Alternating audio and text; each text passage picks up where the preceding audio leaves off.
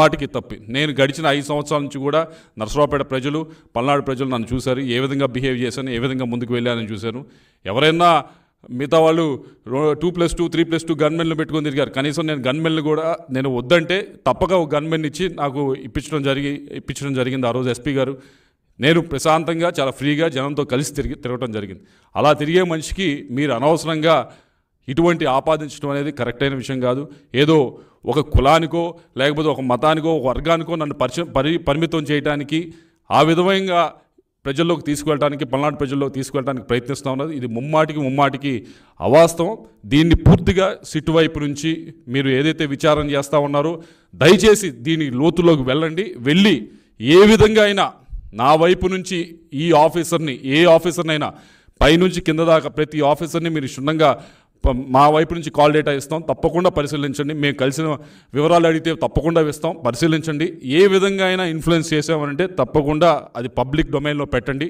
ఒకవేళ నా వైపు నుంచి ఎవరైనా ఇన్వెస్టిగేట్ చేసి ఏ విధమైన అల్లర్లు సృష్టించడానికైనా పల్నాడులో ప్రయత్నించుంటే తప్పకుండా నేను ఏమి దానిలో మొహమాటు పడట్లేదు, తప్పకుండా నా పేరు కూడా మీరు ఛార్జ్ షీట్లో చేర్చుకోవచ్చు. ఇదిగో నువ్వు ఈ విధమైన ఈ గ్రామంలో ఈ విధంగా నీ వల్ల జరిగింది అంటే తప్పకుండా పెట్టండి. ఆన్ ద కాంట్రరీ, ఆపోజిట్గా మీ అందరూ చూశారు, దొండపాడు అనే గ్రామంలో ఇన్స్టెడ్ ఆఫ్ అవతల వైపు కాకుండా నాపైనే ఆ రోజు అటాక్ జరగడం జరిగింది. నా వెహికల్స్ పైన ఆ రోజు అటాక్ జరగడం జరిగింది. నా కాన్వాయ్ వెహికల్స్ ఏదైతే 3 వెహికల్స్ ఉన్నాయో అన్నీ కూడా పగలగొట్టడం జరిగింది. ఆ రోజు అక్కడ ఉన్న పోలీస్ ఆఫీసర్లు కూడా వారేమి చేస్తూ ఉడిగినట్టు చూస్తూ ఉన్నారు. ఇన్స్టెడ్ నా వైపు నుంచి పోకుండా వాళ్ళు న్యూట్రల్గా పక్కనే నుంచో ఉన్నారు.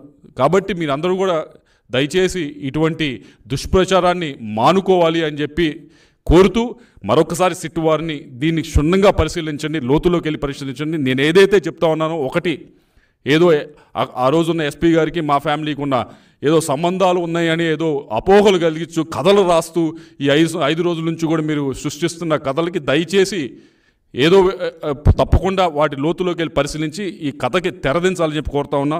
రెండోది, మేమేదో కొన్ని బూతుల్లో మాకు అడ్వర్స్గా ఉండే బూతుల్లో మాకు అన్డ్యూ అడ్వాంటేజ్ వచ్చిందని మీరు ఏదో ఫీల్ అవుతూ ఉన్నారు కదా. మేము ఇచ్చిన 150 బూతులకి లిస్టు కూడా ఇవ్వడం జరిగింది. వాటిని సిట్టు వారు దర్యాప్తు చేసి మాకేమైనా అన్డ్యూ అడ్వాంటేజ్ మేము చెప్పిన సెన్సిటివ్ బూత్స్లో ఎక్కువ సెక్యూరిటీ పెట్టి మాకేమైనా అడ్వాంటేజ్ ఇచ్చారో లేదో ఒకసారి అది కూడా పబ్లిక్ డొమైన్లో పెట్టాలని కోరుతా ఉన్నా.